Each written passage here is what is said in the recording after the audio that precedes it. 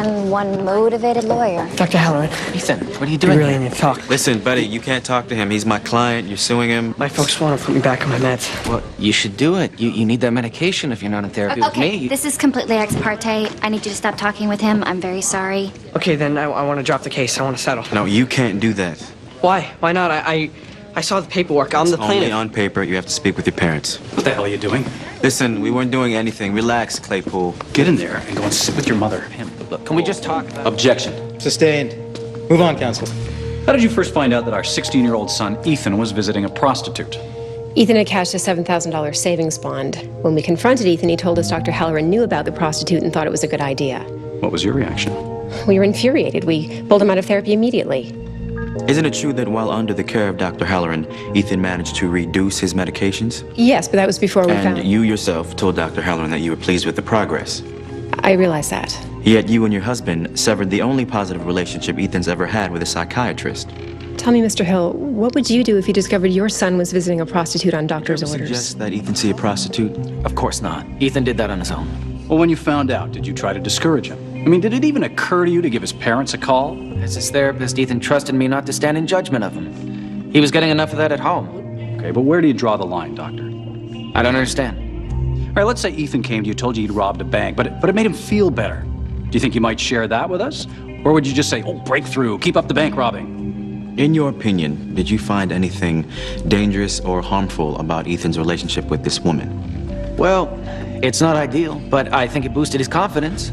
When I first met Ethan, he was suffering from severe depression and having no social interactions. 6 months later... You told him to lie to his parents. Isn't that pretty much the worst thing you can do to a 16-year-old? No. This, right here, what we're doing today, this is worse.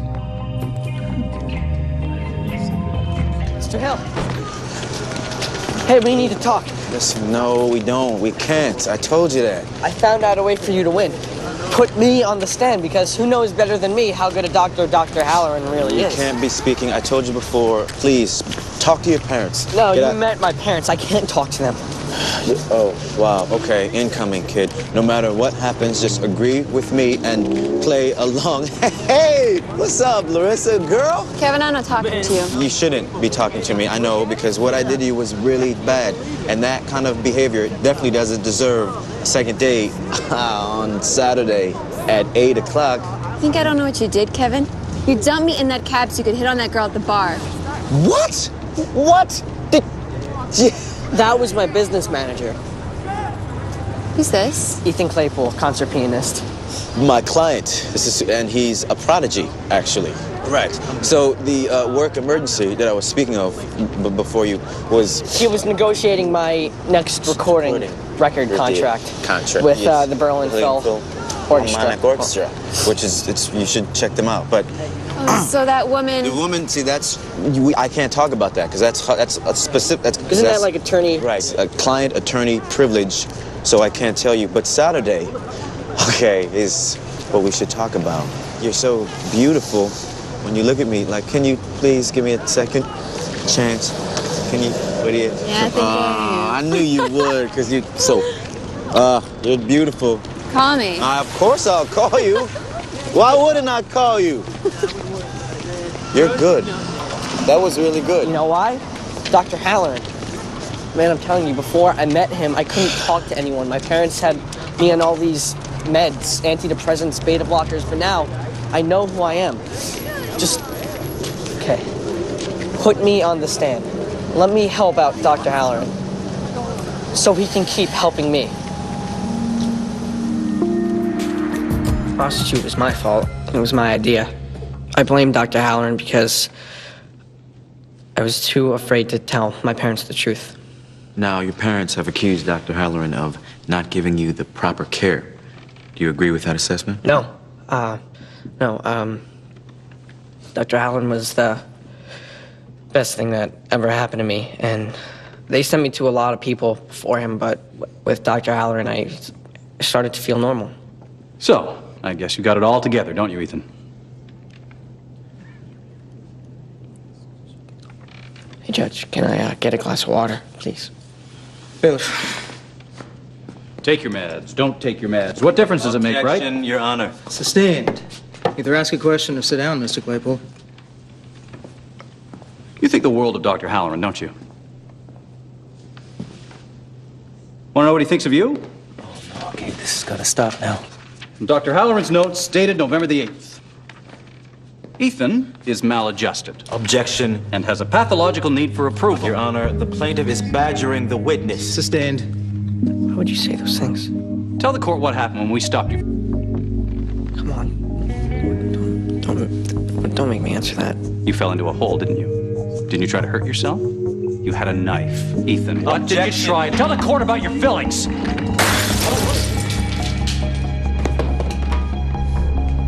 Ethan. Chambers, now!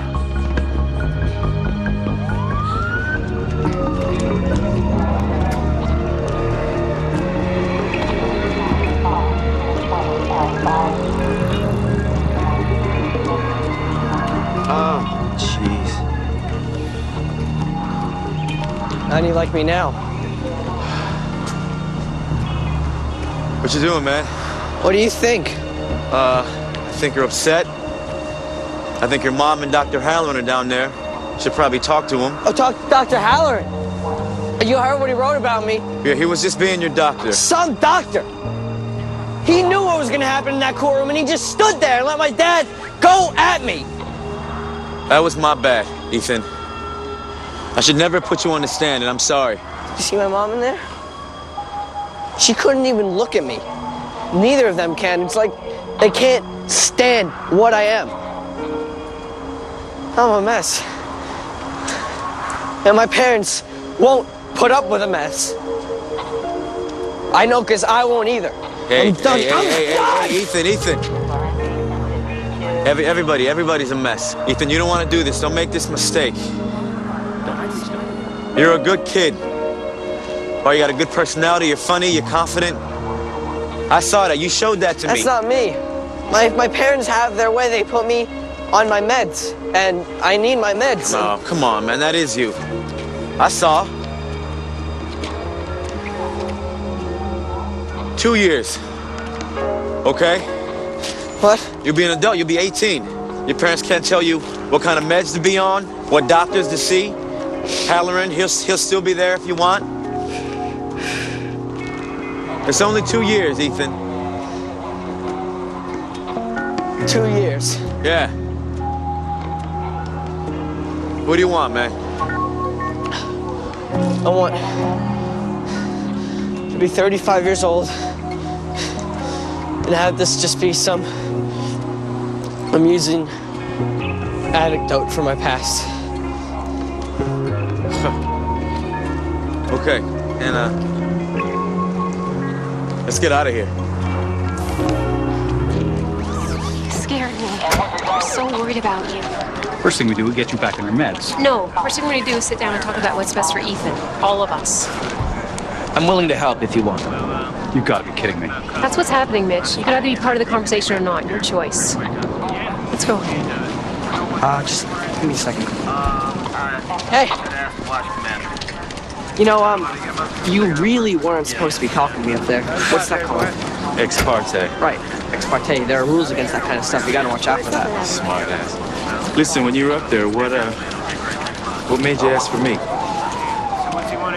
I think I knew you'd be the one to get me down. Thanks. Take care of yourself. See you around. All right.